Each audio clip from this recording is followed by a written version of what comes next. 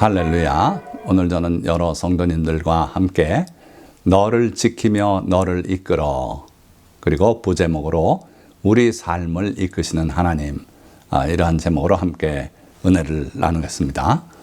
잘 아시는 시편 23편 우리 다시 한번 보면은 여호와는 나의 목자시니 내게 부족함이 없으리로다. 그가 나를 푸른 풀밭에 누이시며 쉴만한 물가로 인도하시는도다. 내 영혼을 소생시키시고 자기 이름을 위하여 의의 길로 인도하시는도다. 내가 사망의 음침한 골짜기로 다닐지라도 해를 두려워하지 않을 것은 주께서 나와 함께 하심이라. 주의 지팡이와 막대기가 나를 안위하시나이다. 참 아름다운 시편 아닙니까? 이 시편을 잘 들여다보시면은 여호와는 나의 목자시다. 그 목자가 되신 주님께서 하시는 일이 2절에 보니까 우리를 푸른 풀밭으로 거기에 눕게 하시고 누이시고 또 쉴만한 물가로 인도하시는 하나님이시다, 주님이시다 하는 거예요. 그래서 그 주님이 때때로 내가 지쳐 있을 때는 내 영혼을 소생시키시고 자기 이름을 위하여 의의 길로 인도하시는도다. 분명하게 두 번 2절과 3절에 인도자 되시는 주님을 잘 드러내고 있어요. 자, 그리고 그러한 주님의 인도하는 과정이 때때로 사망의 음침한 골짜기를 지나는 것 같을 때가 있더라는 거예요. 분명히 주님의 인도를 우리가 믿고 따랐는데 우리 생에 참 고달픈 일이 벌어지기도 하고 위기가 닥쳐오기도 할 때가 있더라는 거죠. 그러나 해를 두려워하지 않았다 그랬어요. 왜냐하면 주께서 나와 함께 하심이라. 그동안에 줄곧 나와 함께 하신 주님이 지금 이 어두운 순간에도 함께 하기 때문에 나는 두려워하지 않는다 그랬어요. 주의 지팡이와 막대기가 나를 안위하신다. 이런 고백을 했죠. 여기서 분명하게 주님은 우리의 인도자 되시는 하나님이시다 하는 걸 볼 수 있지요. 자, 뿐만 아니라 잠언 16장 9절에는 사람이 마음으로 자기의 길을 계획할지라도 그의 걸음을 인도하시는 이는 여호와시니라. 자, 여기 사진 잘 나와 있죠. 어린아기가 아마 첫 걸음을 뛰는 그런 순간 같습니다. 분명하게 이 아기는요, 자기가 걸음을 걷고 있다고 생각해요. 자, 여기서 시작해서 절로 한 바퀴 빙 돌아올 때 그 아기는 자기가 그리 걸어왔다 이렇게 생각하죠. 물론 걸은 건 사실이에요. 그러나 이 아기가 이쪽으로 갈지 저쪽으로 갈지 한 바퀴를 걸을지 두 바퀴를 걸을지 이거는 인도자 바로 뒤에 있는 그 아버지가 그렇게 방향을 잡은 거죠. 얘는 신나서 발만 떼었다 앞으로 놨다 하면서 간 거예요. 마찬가지로 우리 인생의 그 행로에 있어서 우리가 어떤 삶을 살아가느냐 하는 것은 우리를 인도하시는 주님의 큰 뜻 가운데 그게 이루어진다 하는 거예요. 물론 그 하나님의 인도를 우리가 인정하고 순종하고 감사하면서 나갈 때 이와 같은 은혜가 우리의 은혜가 되는 줄 믿습니다. 그러나 때로는 거역하고 하나님의 길을 벗어나서 자기의 생각대로 나가고 이렇게 하게 되면 실패로 인생을 마감할 수도 있는 거죠. 자, 그래서 매 순간 하나님의 인도가 필요하지만 특별히 하나님의 인도가 절실히 요구되는 순간들이 있습니다. 사람마다 조금씩 다르겠습니다만은 이 직업 선택이 매우 중요한 순간이고 이때 주님의 도움이 절실히 필요하지요. 뿐만 아니라 배우자 선택이 또 그만큼 중요하지요. 그래서 하나님의 인도가 절실한 그러한 순간이다. 자, 또 이런 선택은 여러분들에게 있지 않으면 좋겠습니다만은 살아갈 나라나 체제를 선택하는 일이에요. 예를 들면 우리 대한민국이 남과 북으로 갈라지지 않았습니까? 그때 북쪽의 공산 치하를 체험했던 국민들은요, 목숨을 걸고 월남을 했어요. 아니면 6.25 전쟁이 터졌을 때 그때 기회가 또 열려서 많은 사람들이 북쪽에서 남쪽으로 피난을 왔지요. 자, 이런 게 바로 자기가 살아갈 나라나 체제를 선택하는 그런 과정에서 벌어지는 일들이에요. 자, 그럼 두 번째 단락으로 이런 여러 과정에서 우리가 주님의 인도가 절실히 필요한 건 사실이고, 그런데 우리가 주님의 인도를 안심하고 따를 수 있는 이유가 있는가? 자, 첫 번째는 신실하신 약속이 있기에 우리가 주님의 인도를 믿고 따를 수 있는 거예요. 창세기 28장 15절 말씀. 야곱이 하란으로 가는 길에서 꿈을 꾸었어요. 그 꿈 중에 하나님께서 저 높은 사닥다리 위에 계시고 천사들이 오르락내리락 하는데 그 하나님께서 자기를 향해 이렇게 말씀하셨던 거예요. 내가 너와 함께 있어 내가 어디로 가든지 너를 지키며 너를 이끌어 이 땅으로 돌아오게 할지라. 돌아오게 하시겠다는 겁니다.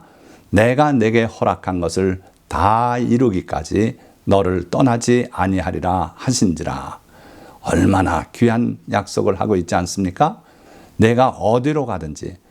자, 여기 부엘세바, 자기 아버지 집이 있는 부엘세바에서 하란까지 가는데 이 거리가 만만치 않아요. 736km로 지금 나와 있고요. 이때는 통신도 발달해 있지 않아서 그렇게 연락할 수도 없었던 때고요. 거기다가 또 안전이 보장이 되지 않습니다. 가는 그 먼 길에 강도를 만날 수도 있고요. 어떤 일을 만날지 몰라요. 더군다나 이 야곱은 전혀 가보지 못한 그 여정을 지금 막 출발했어요. 자, 왜 이 먼 곳 하란으로 가야 했습니까? 야곱이 그 아버지 이삭에게 자기가 에서라고 거짓말을 하고 축복을 받았어요. 결국 형이 그걸 알게 되고 분노해서 하란으로 가서 거기 몇 날 동안만 좀 지내고 에서의 분노가 가라앉을 때까지만 기다렸다. 연락하면 돌아와라. 그래서 하란으로 가게 됐어요. 그런데 거기 가서 몇 날 있다 돌아왔습니까? 20년의 세월을 보내고 돌아올 수 있었어요. 그러니까 사람은 앞날을 모른다는 거예요. 그런데 하나님께서는 그런 일이 있을 걸 미리 아셨을 거예요. 그래서 이 야곱에게 단단한 약속을 주고 계신데 내가 너와 함께 있겠다. 지금 홀로 가지 않습니까? 누구한테 어떤 공격을 당할지도 모르는, 그렇다고 무슨 특별한 무장을 한 것도 아니고 그런 상태에서 함께 계시겠다는 하나님의 약속은 참으로 귀하고 값진 것이었어요. 그래서 내가 함께 있어 내가 어디로 가든지 너를 지키며 너를 이끌어. 자, 오늘 바로 주제가 되는 이끈다는 거예요. 인도하시겠다는 거예요. 그래서 이 땅으로 돌아오게 할지라. 앞으로 내게 무슨 일이 닥칠지 몰라도 걱정 마라. 내가 함께 한다. 내가 너를 지킨다. 그리고 내가 인도하마. 그래서 결과적으로 이 땅으로 돌아오게 할 것이다. 당시에 야곱은 며칠이면 갔다 올 거로 생각했지만 결코 그렇지 않았는데 그걸 하나님께서 미리 아시고 결국은 그래도 이 땅으로 돌아오게 내가 하겠다. 그래서 내가 네게 허락한 것을 다 이루기까지, 지금 말한 거 인도하고 지켜주고 돌아오게 하고 이 허락한 것을 다 이루기까지 너를 떠나지 아니하리라 하신지라.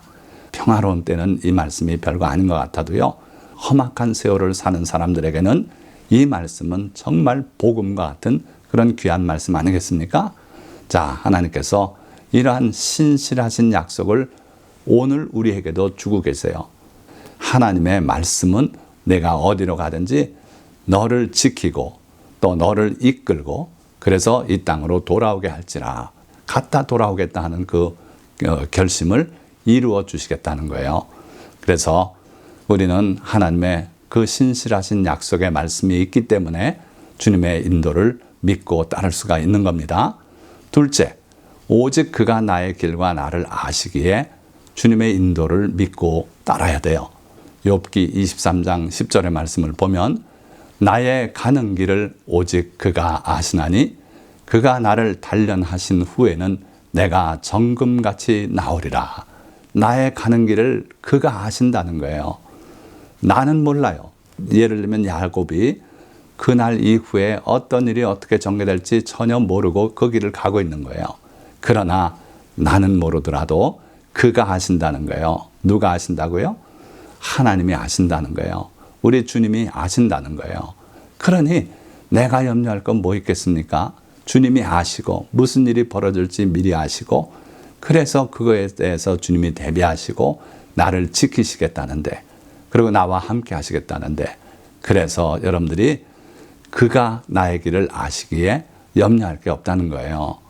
여러분들도 여러분들의 생애에 어느 순간에 큰 고난이 닥치고 여러분들이 꿈꿨던 그 모든 소망이 다 사라지고 좌절되고 하더라도 결국 주님을 믿고 그 어릴 적 소망, 젊었을 때의 소망을 붙들고 계시면은 주님이 그걸 이루어 주실 거예요.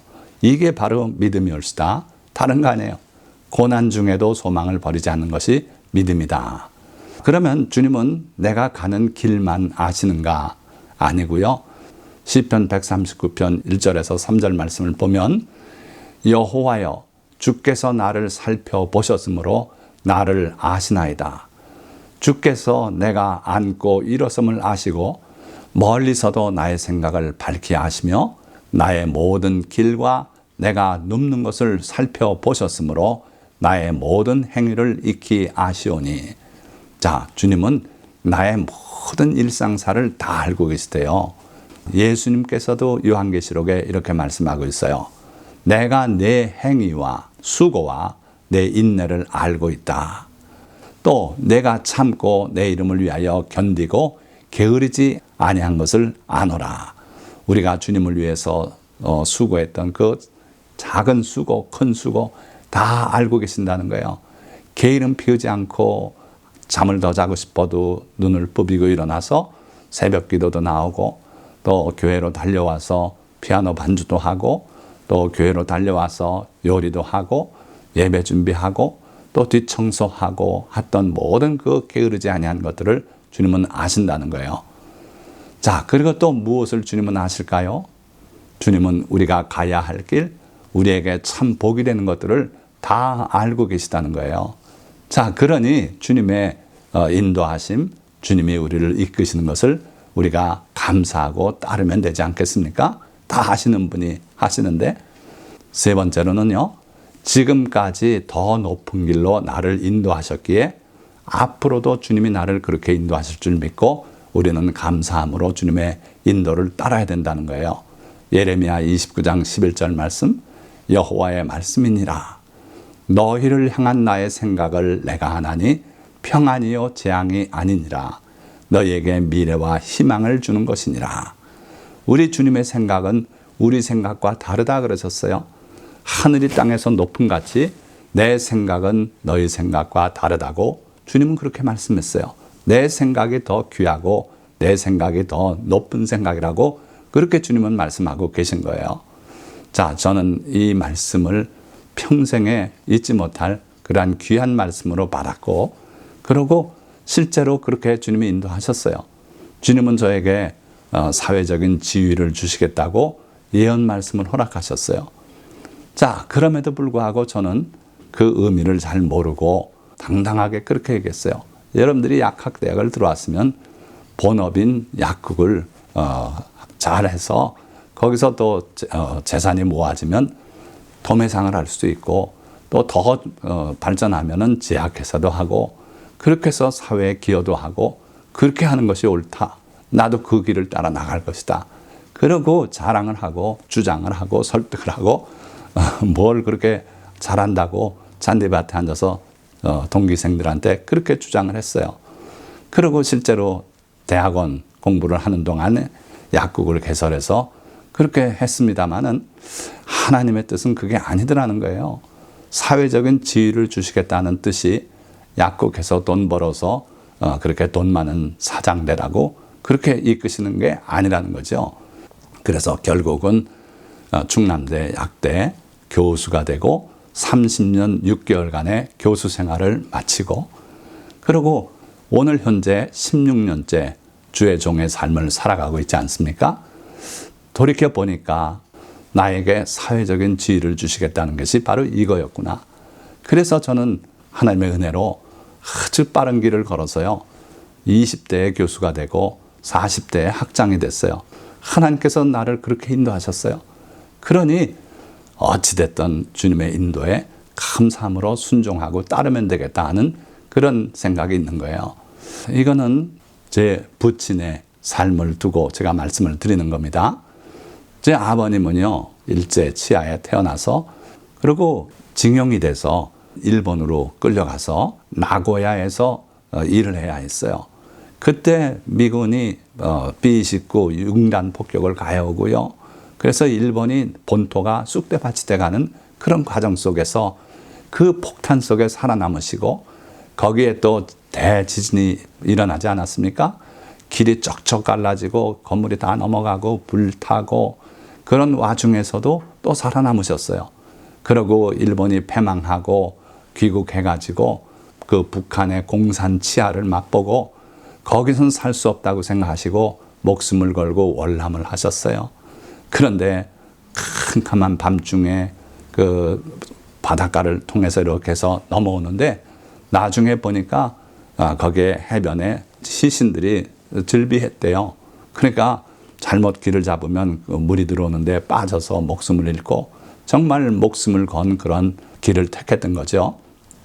그래서 새벽에 여기가 남한 땅이구나 그러고서 한 시골집에 신을 벗어놓고 정신없이 골아 떨어졌는데 나중에 알고 보니까 거기가 북한이에요. 그래서 그 주인집 사람들이 신고만 하면 잡혀서 총살당하는 그러한 위기 속에 떨어졌는데 하나님께서 그들의 마음에 감동을 주셔서 고발하지 않고 다시 일러줘서 밤중에 월남해서 결국 남한에 오셨어요. 그리고 6.25 전쟁이 터지지 않았습니까?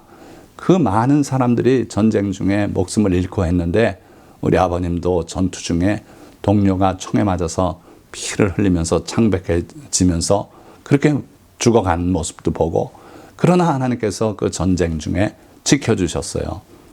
이 일본을 폭격하던 B-29 여의도에 전시를 했던 적이 있었는데 제가 그 아버님의 이야기를 많이 듣던 터라 비행기 내부에까지 들어가서 자세히 보고했어요. 참 엄청난 저 큰 비행기가 수십 대가 한 번에 움직이면서 폭탄을 땅에 떨어뜨리는데 그 중에서도 살아남으셨다는 거예요.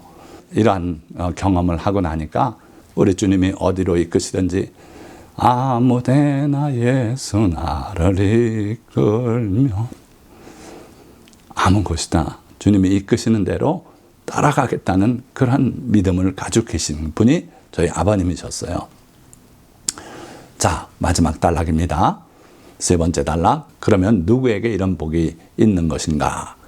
시편 103편 17절에서 18절 말씀을 보니까 여호와의 인자하심은 자기를 경외하는 자에게 영원부터 영원까지 이르며 그의 의는 자손의 자손에게 이르리니 곧 그의 언약을 지키고 그의 법도를 기억하여 행하는 자에게로다.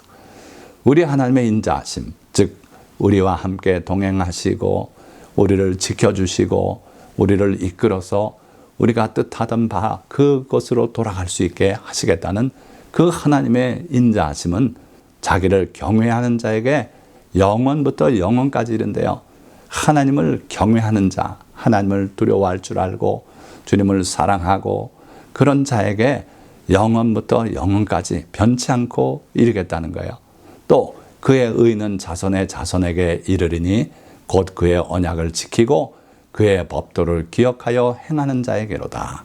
하나님의 언약의 말씀들, 하나님의 법도들, 그걸 기억하고 행하는 자에게 이와 같은 복이 있겠다 하신 거예요. 요한복음 14장 21절은 같은 내용을 이렇게 말씀하십니다. 나의 계명을 지키는 자라야 나를 사랑하는 자니 나를 사랑하는 자는 내 아버지께 사랑을 받을 것이요. 즉 하나님의 인자하심을 맛보게 될 것이고 나도 그를 사랑하여 그에게 나를 나타내리라. 우리 주님이 자신을 우리에게 나타내 보여주시겠다는 거예요. 자, 또 마지막으로 신명기 28장 2절에서 6절 말씀 제가 여러 차례 인용하지 않습니까? 근데 이 말씀을 잘 보셔야 돼요. 내가 내 하나님 여호와의 말씀을 청종하면, 여기서 말씀이라 그랬는데 이 말씀을 기록된 말씀으로 자꾸 생각해요. 그러기가 쉬워요. 그렇지 않습니까? 그런데 원어를 보면 이 말씀이 음성이라고 번역을 했어야 더 옳아요. 영어로 voice로 번역이 되어 있는데 원어는 call이에요. call. 전화할 때 call 한다 그러지 않습니까? 바로 그 단어예요. 그러니까 주님의 음성이에요. 야 하고 외치는 그런 음성, 실제적인 음성, 그걸 콜이라고 하는데, 하나님의 여호와의 음성을 청종하면, 청종이 또 어려운 단어인데요, 듣고 순종한다. 두 가지 의미가 함께 있는 단어죠. 그래서 주님의 그 음성을 듣고 거기에 순종하면 이 모든 복이 내게 임하며 내게 이르겠다고 분명히 약속하셨어요. 들려야 듣죠. 그렇지 않습니까? 누구에게 들립니까? 주님의 말씀을 많이 읽고 묵상하고 그 말씀이 여러분들의 뇌리 속에 새겨지고 마음에 새겨지고 이런 사람들은요, 주님의 음성이 들려와요. 때로는 그 이전에 읽었던 말씀이 마치 내게 말하듯이 그렇게 떠오를 때가 있어요. 그게 바로 주님의 음성이 되는 것이고, 그 말씀에 청종하면 그 말씀을 듣기만 하고 잊어먹는 게 아니라 그 말씀대로 실천하고 살아가고, 그렇게 한다면 이 모든 복이 내게 임하며 내게 이르겠다는 거예요.